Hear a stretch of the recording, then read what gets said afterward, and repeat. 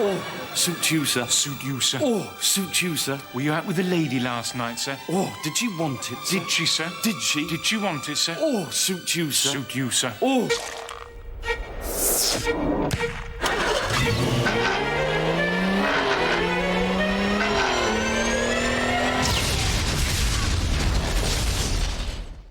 They often say, suit you, sir. Suit you, sir. And I'm like, it's nothing to do with me.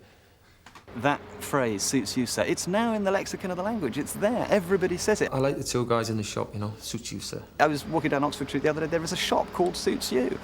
Ooh. Ooh. Oh, sir. Oh. See, I could do that. Ooh. What's funny about that? There was a bloke who worked at Hackney Council who did used to walk around like it was self-parody almost. You know, he did used to go, "Hello, sir. How are you today? All right. How are you? Radiant, sir. Were you out with the lady last night? Ooh, did she want it, sir? Ooh, suit you." So, you know, we just stole it and made him a tailor, you know, and put Mark Williams in to pop up. It's normally me and Paul talking filth to anybody who'll have it. And once we put the costume on, it's a sort of licence to be disgusting. Oh, picture you now, sir, strolling through the park, your cream suit, fresh, crisp, flowing beautifully as you push your lady wife up against a tree and give her a jolly good seeing to. Suit you. What did you say then? Give her a jolly good seeing to, sir. Taking a piss? Is there a problem, Kenneth? Yeah, there is a problem. Why, sir? Doesn't the lady want it, sir? Doesn't she want it, sir? Have you tried tying her up, sir? Oh, suit you. Paul first come up with the Suit You characters for Harry, and I don't know why, but I don't think Harry sort of got it or liked it. Oh, bloody suits you, sir, all the time. You know, I've got this character, suits you, sir, suits you. And Paul is relentless about these things, you see. When he gets it, ooh, suits you, sir, all the bloody time, and I never found it funny. When I first read that, I went, this is just Monty Python, you know, it's just the Croydon thing, you know, nudge, nudge, wink, wink, Croydon. And then it went on to become the most successful character in the whole series, so it proves how much I know. People ask me what I'm doing, what I do day to day, and I say, oh, I'm a tailor, I'm in Savile Row. And they say, oh, suits you, sir.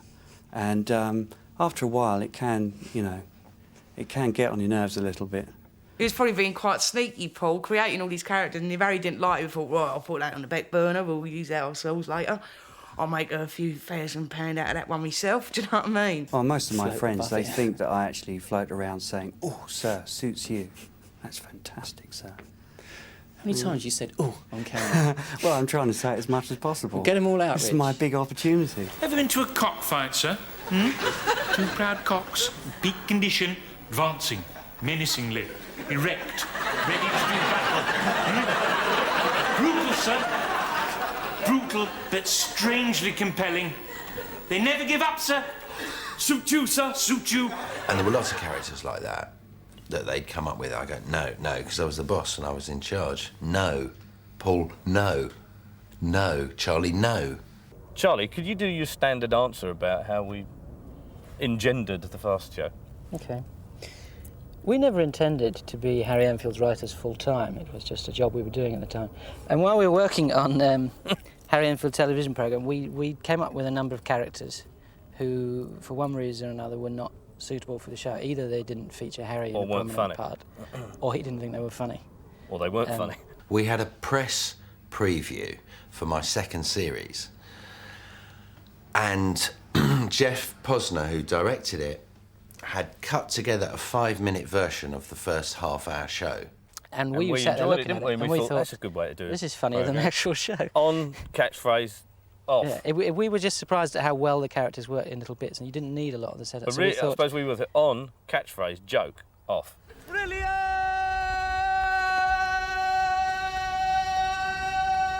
And thus was born the Fast Show. The great... fucking Fast Show. I thought, well, they can go and spread their wings.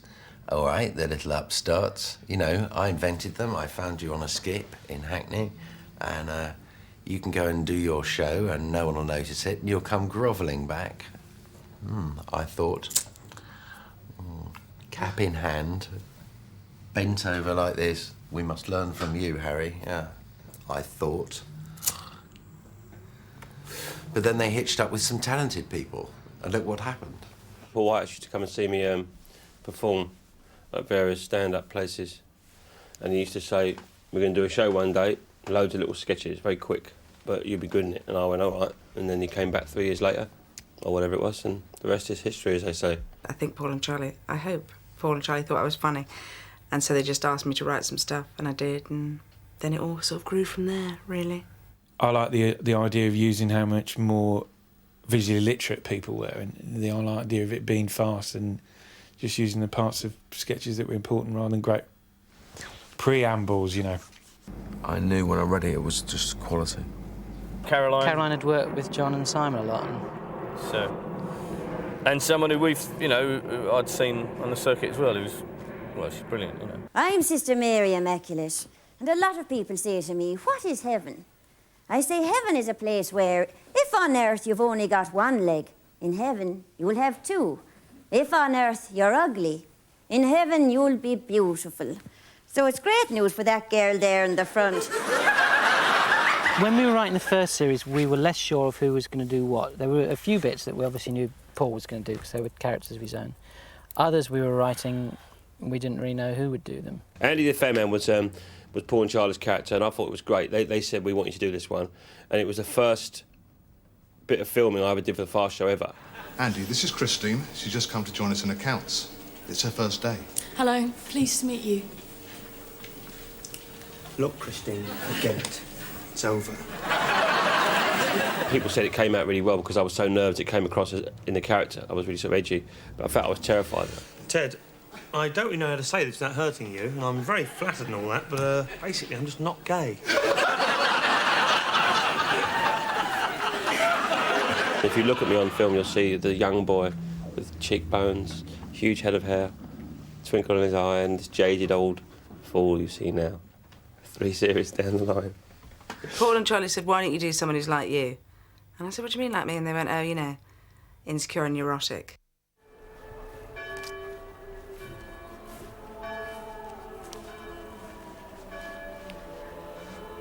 Does my bum look big in this? We were going to do one where she was on a ledge with somebody who was trying to commit suicide. And she was going, you know, "You're wondering what everybody down there's thinking." Well, they're thinking, "Does she look fat in those shoes?" And then the guy was going to jump to get away from her. Everybody's characters work because you've got to have another twist. It's no good just having funny man. It's got to be funny man or funny woman with very strange preoccupation, you know, in weird setup. Which was nice. Patrick Nice was Nick Coleman, who was talking to me about sort of middle-aged actors who said, and then I did a telly, which was nice, and I just said, I'm nicking that, mate. I'm wearing that catchphrase. But then he turned into a bit of an Eldridge Pryor, you know. He just lied. or did he? And I was rummaging around in the attic, and I found the original copy of the Bible, which was nice. There's bound to be something you'll like in it because there's so many different kind of characters, and all the characters are based from people that you could see anywhere. Well, Ron Manager, they'll be debating that one in the pubs and clubs of Luton for some time. Oh, yes, good first half, wasn't it? You know, a lot of intelligent running off the ball, isn't it? Marred only by the crowd disturbances, you know. Does alcohol have a part to play? It certainly does in my life, especially at Christmas and New Year. Ron Manager is really is based on a bloke called Alex Stock. He's an old manager. He managed Luton, Fulham. I think he's at Yeovil. In fact, I was talking to someone yesterday, and he's now at Yeovil Town. Well, it's like VE Day, isn't it? You know, I think they've got all the streets decorated. I think there's going to be a few... I think the kids are coming out for the jellies and blancmanges, and then they're sealing them off and getting the Joanna and the beer out later on. But in his heyday, he would always answer a question with a question. So they say, and, you know, so what do you think of the first half then, Alex? He goes, "Oh, first half, isn't it? You know, ball knocked about, wasn't it? You know, Far cry from small boys in the park, jumpers for goalposts, mortal fear of Parky. Who can blame them? Small boys in the hut. Because it's what I used to do, play football in the park as a small boy with jumpers for goalposts. And then we made him mad, and, you know, it's... Like most of them. Yes, you know, they can go off into flights of fancy then. Wasps, oh, they're frightening, aren't they? Ah, especially in the car. My wife's left me. You know, that sort of thing. Paul's the one who's effusive and lots of ideas and lots of lines, and Charlie's the disciplined one. He goes, yeah, no, that, and structurally that will work with that. Like this, sits there, doesn't laugh, you know. Yeah, that's funny. Paul and Charlie are like the perfect boss split in two, because Paul's everyone's mate and Charlie's just a sort of grumpy old so-and-so. Good cop, bad cop as well. You've always got to be careful of the nice one. Know what I mean? Know what I'm saying? We met in 1977 in Norwich at the University of East Anglia. 1977! Yes, we were both punk rockers. Student punks. And we've kept this far apart ever since. When did we first meet Paul and Charlie? You met Charlie years ago, didn't you? I met Charlie 20 years ago in Norwich, and he used to flounce about in very much... this is not what I wear normally, but this is what Charlie used to wear, and this is what I've modelled myself on. And I used to flounce about Norwich wearing clothes very similar to this. He was gorgeous then, wasn't he? Oh, he was a hunk of Norwich. He was called Switch. Switch Higson, bless him. What did you call yourself? Called myself Switch. I was young. Hey. I had bleached hair. I was frightened of him, you know, I was sort of 16. And Charlie was 19 and lived with a girl. I don't remember him. Just some little squid sleeping on someone's floor. He's bald now. Oh. When I first met Charlie, he was a star because he was in his own group called the Higson. Politician, bureaucrat, bureaucratic, hold me back, gangway. Get out of my way. Journalists, some moralists, some businessmen and priests. Act like he was in the zoo and us more devil's pleased. We had 3 albums and a number of singles. I don't know how you can describe that as being a frustrated pop star, so much as a pop star. Well, a minor singer in a very small, unsuccessful band. A pop, really, a pop is what you were. performer. No, but it's a young person's thing. Comedy's what, an old middle-aged man's game? I think it is, actually, yeah. I started writing with Paul and Charlie 87. I invented them because they... Charlie had sort of... The Higsons had stopped, I think, by then, and Paul... I really wanted to write with Paul. Harry kind of encouraged me to write with him, and I employed Charlie as my armed wing so that I could pretend to be nice and I could get Charlie to do the dirty work. I was doing Stavros, and they were far funnier. Paul was funny. I said, will you write? He said, only if Charlie does it, otherwise I won't get up in the morning. Well, Kevin chappies, I'm feeling really frustrated this week. Really frustrated. Can you guess why? That's right. I really want to give myself one. Ew, no! Stop in the mess about! I mean a fag! If I'd known that they get uppity when I first hired them to write for me for nothing, that they would get so big for their boots and start demanding money and then go on to be these sort of rather ludicrous cult figures, I never would have let it happen. I think the Fast Show is complete and utter bollocks. I like the Fast Show a lot. I find it very funny. When I first saw the Fast Show, and it's one of those reviews that I occasionally wake up in the night sweating about, I thought it was atrocious.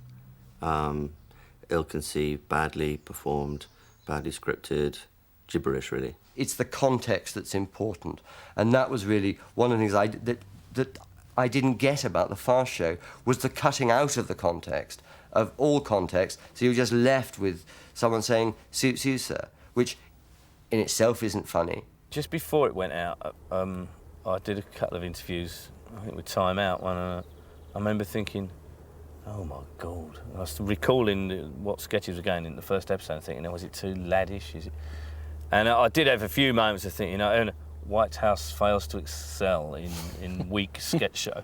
That's... So here's the verdict. We find the defendant guilty of co-writing and starring in the most dazzlingly awful comic sketch show for a very long time. In fact, you have to go all the way back to Monday and to Russ Abbott's show for anything comparable. So there we are. I'm afraid you can't argue with that. There it is in black and white. It's not something that gives me any tremendous professional pride, I must confess. What am I meant to say? What are you asking me to say? I said the Fast Show was like a fart in my review is it's something that makes you laugh but isn't intrinsically funny. It did what we wanted, which was build up a big sort of swell of underground support. Did it? Yeah, it was the sort of thing that people started saying, oh, you must watch this. They said, oh, I watched the first one, it was rubbish. They said, no, well, what are you going to watch more? What, and then it's rewarding? It's rewarding. You are rewarded with toffees and nuts. This idea that you have a show with a lot of very fast sketches in it is appealing. And then when they actually do have a remarkably high quality throughout. I mean, there have been quite a few shows since, what they call broken comedy in TV terms, these little sketch shows since, which I don't think any of them have really achieved the success rate within the body of a given show that the Fast Show have. I think one of the reasons it worked, the show worked, was that because there was a large group of people involved in it on a kind of writing and performing level, that the self-editing process was very strict. Well, Mark Williams makes up a lot of his own characters. Jesse Usually Mark. from talking to small children. Yeah, he does talk to too many small children, I think. If he didn't make us laugh, then it wasn't working, you know. And I think everybody accepted that very quickly.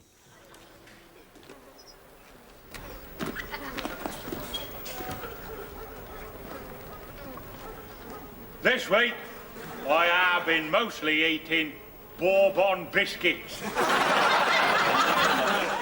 I'd been to New York and I came back and I got a really nasty bug. And I was in the flat and all I could do was kind of drag myself out every now and again and get something to eat. And I was going to Safeway and buying pre-cooked chicken. I was kind of thinking, this week I'll be mostly eating chicken. He's never written comedy, Mark, so I think he was also a bit nervous, and he would really get a lot of stick, Mark, because Paul would be like, actor, yeah? You actor, are you? I'm a comedian, I'm directing and comedy. When I show Paul and Charlie my material, they don't take any prisoners. They just sort of go, no, oh, why do you think this is funny? Oh, that's quite good. But then, you know, that's my relationship with them. Someone would have written a character and we'd all be going like that, so Mark would stand up and start doing it, and it would, you know, be tough. You'd have to be funny there and then. Paul would go, well, yeah, and Charlie would say, what's the joke? Because Charlie's hardest now. Charlie would just go, yes, well, it's a sort of copy of so-and-so, isn't it? And you'd just deflate you. But you'd have to get it past the sort of panel, which would be all the others, you know. I mainly came up with Girly Boys Can't Hear from rehearsals of the Fast Show. Because I just sit there and they all talk to each other and everybody ignores me. Are you a member of the AA? No. We'll smash a window. Can't do that. Listen, I know what to do. You get a tennis ball, cut it in half, and then put it over the lock, and then smash it with the palm of your hand, and the air pressure forces the lock up. There's a sports shop just round the corner. Oh, I got it. I know. You want to get a tennis ball, cut it in half, right?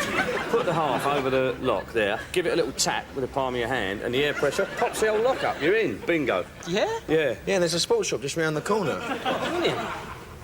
Problem solved. There you go. Right, I'll tell you what, though. Can any of you actually hear me? And Simon admitted it. He went, oh, this is a good character. He said, it's us lot, isn't it? And I went, yep. When I did a Billy Bleach sketch about golf, which was I basically wanted to make a comment about racism in America and the golf courses, and it was right at the end, Paul came to before I went on, he said, you know, you can't say this, you know, it's Tiger Woods. It was about Tiger Woods saying Tiger Woods is mixed race, he's part Vietnamese, part Dutch, part American, part white man. The Afro-American, right, that's his natural grace for his driving, right? The Vietnamese for when he's in the rough, you got me? All the jungles and that, live a network of tunnels. The Dutch in him makes him laid back for his temperament. And the white man in him means you can get on the course in the first place. And we came up with that just before it went on, which it's one of my favourite sketches. That.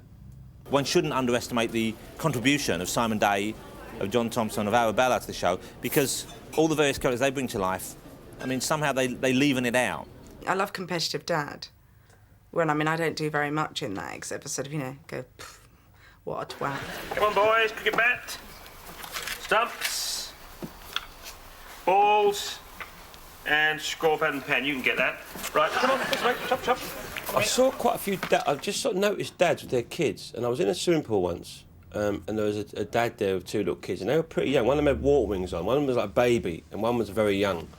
And he was saying, it was like a race, you know, and they said, yeah, Dad, yeah, they're like that. And he went to the side of the pool, and I assumed he'd let them win. And he just took off, this bloke, and just hammered across the pool like that, and then waited at the end of the pool like that, going, like that, and one of the kids was drowning, do you know what I mean? He was swallowing water like that and coming up again, do you know what I mean? It was like the most important thing that ever happened to them. And the older kid beat the kid with water wings, do you know what I mean? That was a triumph for him, you know, taking the dad's lead. The dad sat there like that going, do you know what I mean? He was genuinely really pleased, and I thought, that is sick. Over here.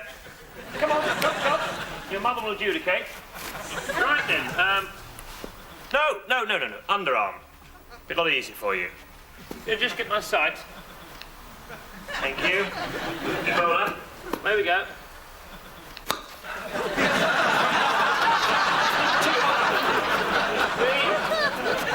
4, 5,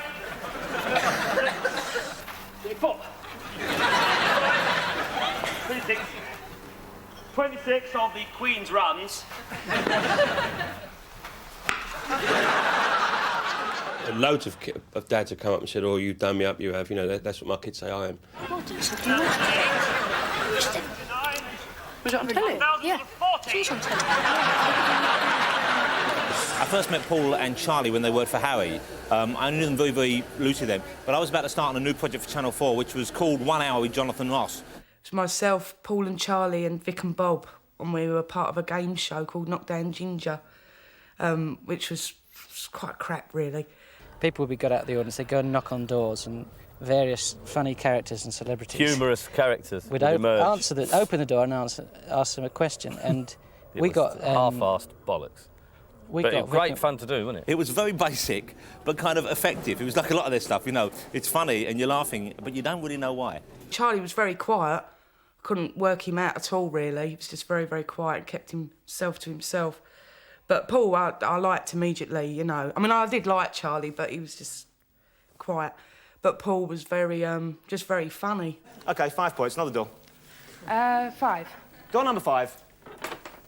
It's Mike Smash the DJ. Hi, kids. Mike Smash here. Radio Fab's most flip-flap, flobber-dabba-dobbulous DJ. Yeah.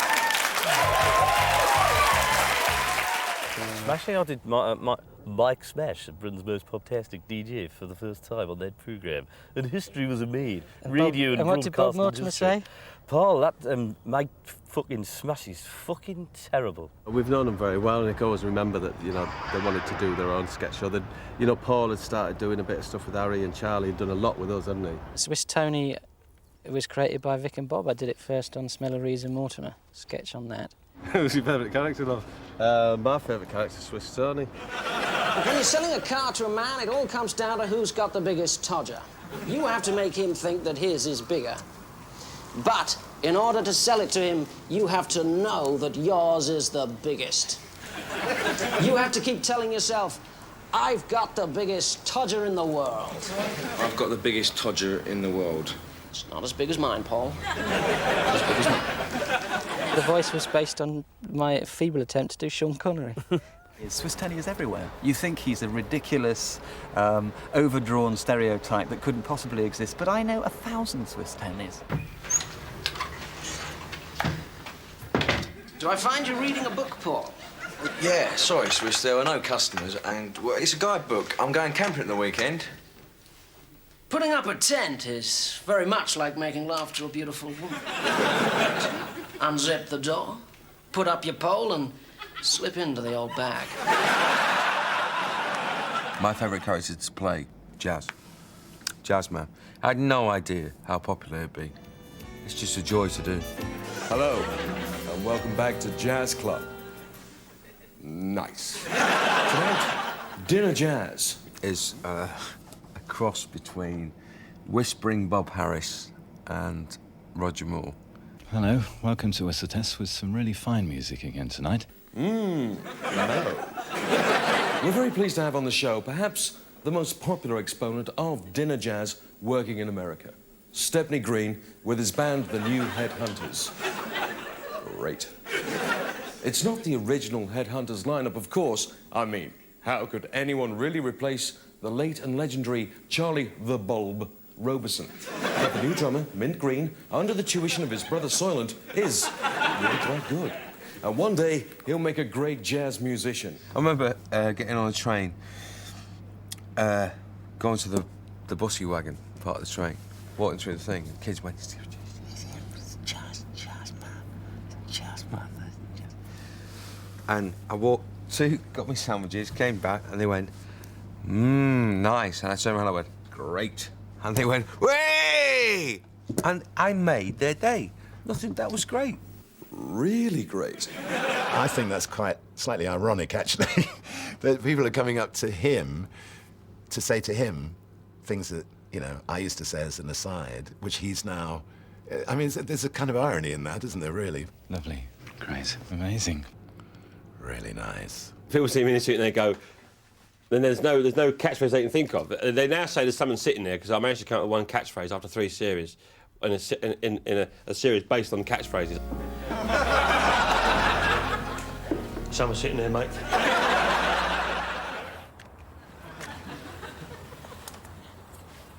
You in Sydney? Great.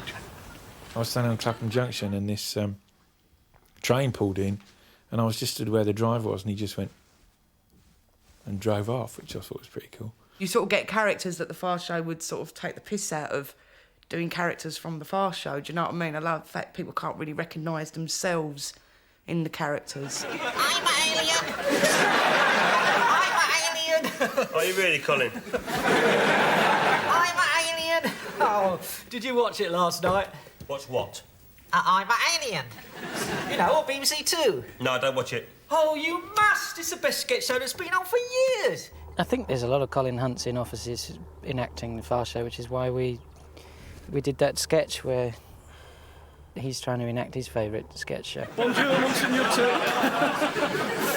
No, like I say, Colin, I watched The Other Side with my wife Tessa, yeah. Programme about wildlife, about stag beetles. No, it's really, really good. They've got these massive antlers, really big, and they fight each other and gouge stuff out each other's bodies. It's incredible. Pork? Is that pork? Piss off, Colin. The bit I did like was the foreign television where they all spoke nonsense, which actually was the bit that was closest to being satire. Just thought, Channel 9, that is just shit.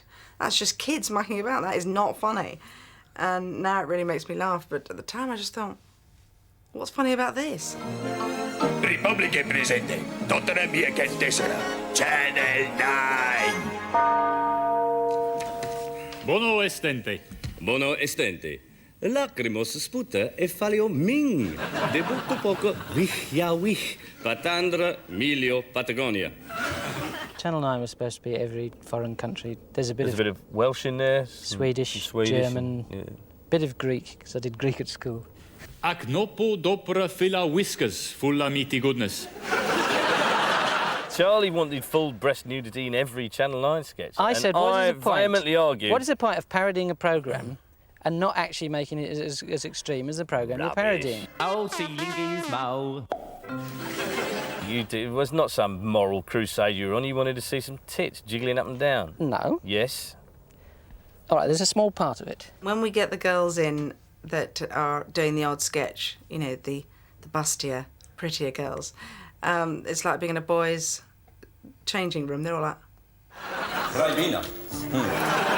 Mantinato, adios ton wonderbra favore. El Presidente! They're caught between something. I can't really do this because, you know, I'm a comedian and I should know better. And then going, bloody hell, you seen the tits on that? Chris Waddle.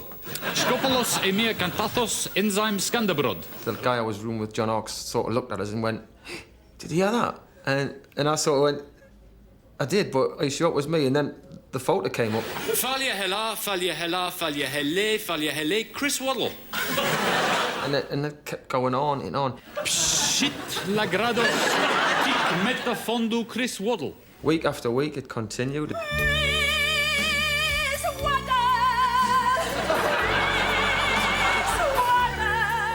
And everywhere I was going now, people were coming up and saying, hey, did you see the Fast Show? I saw you. Why do they keep saying your name? We like the idea on Channel 9 that occasionally English words pop out.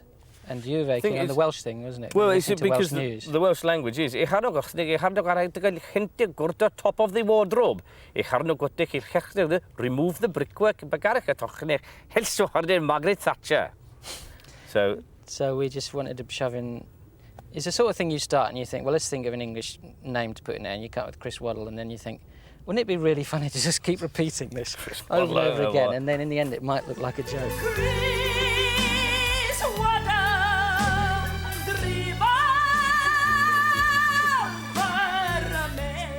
I want to give you a word, let you try it on for size. The word is naturism. Now, today, I'm wearing a simple thong. Now, there might be kids or old people watching, but normally, at this time of day, I'll be au naturel. Or to put it another way, stark bollock naked. Now... Who's worse fluffing their lines? I would say me, top. Me and John, we'd alternate, but I'd say me, probably. If you're interested in naturism, write to Dave Angels. Sorry. John did a spectacular performance on Denzel Dexter. He did. And I think it was Like John's 32 character, but takes. didn't we write... It might have been a sketch written for him. I've got a score. I think I've got a score. And go. The mind is a powerful tool, but we have... And it's take. But we have not yet begun to tap into its power...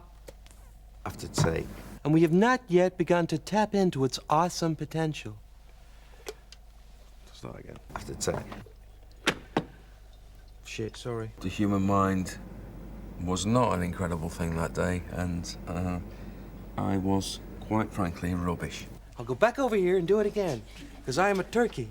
The mind is a powerful tool, but we have not been and we have not yet begun to tap into it. But we have not... What do you think of the show so far? But I remember Charlie, in the end, wrote down the words on an idiot board for him, and held it up like that, and it said, "I am a..."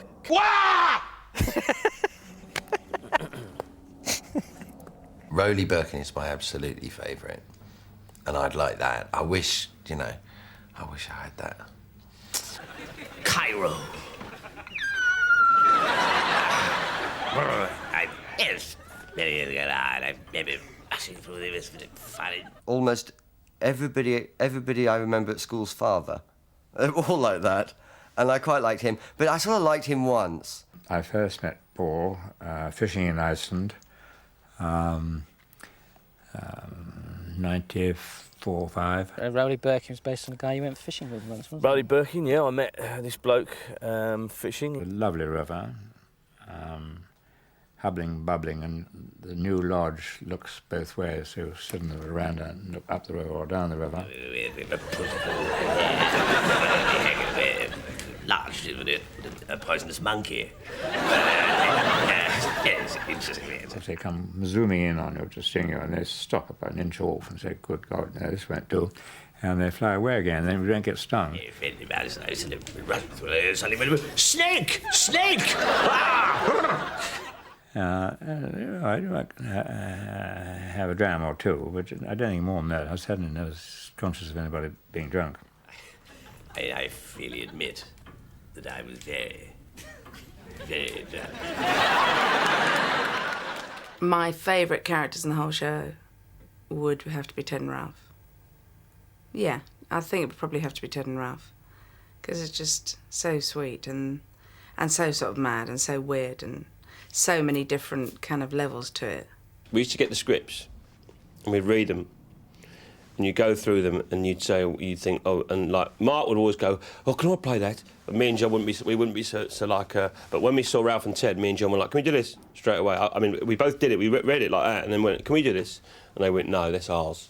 So to find this kind of odd relationship, this odd kind of like unrequited love, or at least I assume it's unrequited, but this unrequited love which will not be bound by class or sexual alignment, which has to break out, and is almost reciprocated in a sort of touching sort of way. It's I know they're going to hate me for saying this, but it's actually verging on the profound.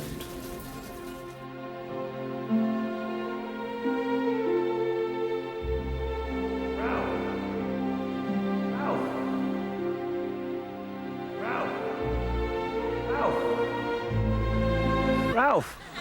I'm sorry, Clive, I was, what were you saying? Ted and Ralph were created by... Graham and Arthur, Graham Linehan and Arthur Matthews, who write Father Ted and Big Train. And before they were famous and too busy to work with us, they gave us a few ideas. When we were selling the idea to him, I thought I was putting on a country in a British accent. Yeah, kind of West Country accent. Going, "Hello there," and Paul just said, "Hello there." Which is why... Why he ended up with why I did him with an Irish accent. Well, I'll do him Irish then. Get a move on, you silly little man. I'm sorry, sir. The dog was a little bit slow. Don't you blame my dog. Oh, I'm sorry, sir. I beg your pardon? I said I'm sorry, sir. Oh, begorra. He's a bloody bog trotter. Long way from home, aren't we, Paddy? Like that, sir. What did you say? Nothing, sir. I didn't say anything. Talk like that, sir. What? Clive, look, they've startled some birds. Ah, two, they've gone. There was a good chance that Ted and Ralph would have been chucked out. But having said that, they stuck with it, even when audiences just kind of were a tiny bit puzzled at the start. They really stayed with it, and it was very brave of them. Are you doing anything on Friday, Ted?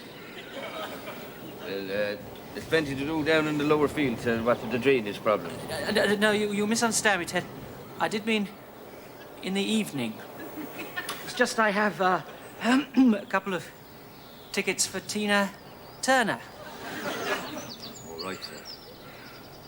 Do you like Tina Turner, Ted? I wouldn't know about that, sir. No. I thought, bloody hell, Charlie's a brilliant actor. And it was the first time I was really aware of it. Because I just think he's fantastic in Ted and Ralph. And Paul is as well, you know what I mean? But Charlie's sort of the revelation. I'm very fond of Ted and Ralph, mainly because it was the first sort of big character I'd ever done on the telly. And I did it very well. No, I enjoyed doing it, and I remember looking at it and thinking, oh, it's all right, maybe I can do this. And he has been a popular character, and he's good fun to do. But, I mean, I like all of them. I like other people's characters as well. Do you, Charlie? No.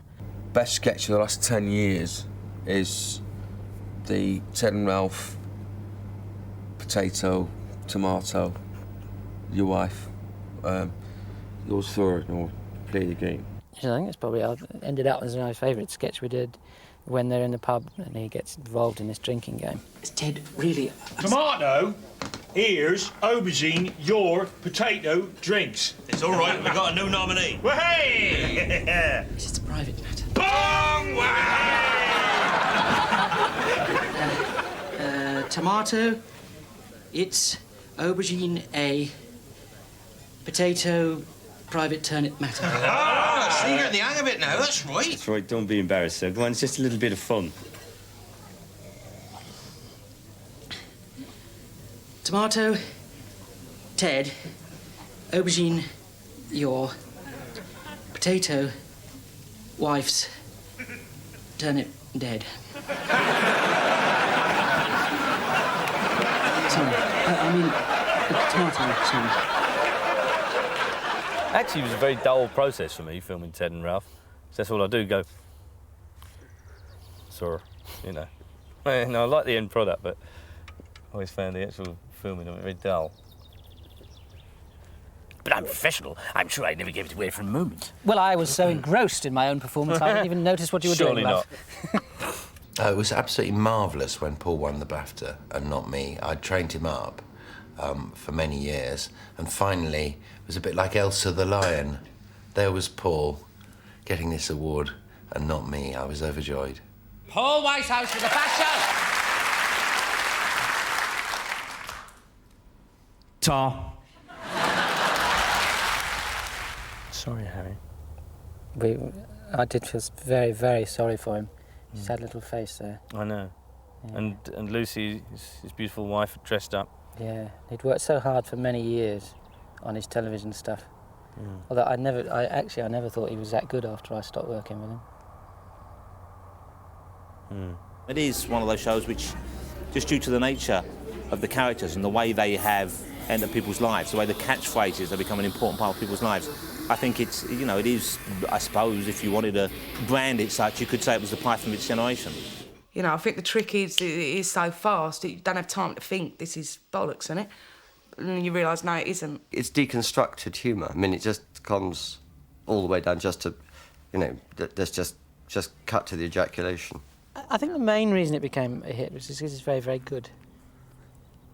And we're very, very good in it. Yes. Oh, yes. And people slowly came to that understanding. They're very, very good. Yes, they'd say to it in person, I saw it's very good, isn't it? I thought they were bad, but actually they're very, very good. I think it's the best job in the world, so it's not hard, you know, and we all get on well, and we had a laugh at the same time. Yeah, we had a lot of laughs. I mean, we all make each other laugh, immoderately. sometimes, you know, the atmosphere can be quite sort of hairy, and sometimes it's a real laugh. It's just like being at school, really. The end of Series 3 was the best moment. Just getting away from those sad, tired faces. A quick daft character who comes on with a funny wig and shouts arse. Yeah. That is in essence. That is, that's really, yeah. That's all it is, isn't it? Arse! Put on a bloody wig or a tash and say a word and get off.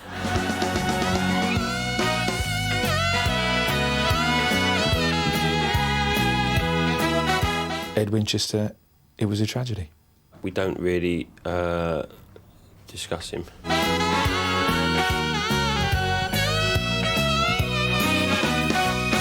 It's just terrible. I don't know why they used it. No, I can't say.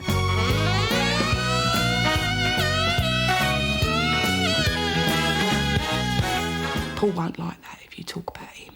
It was just that we didn't want to use him. It was nothing to do with any of the other stuff that didn't happen.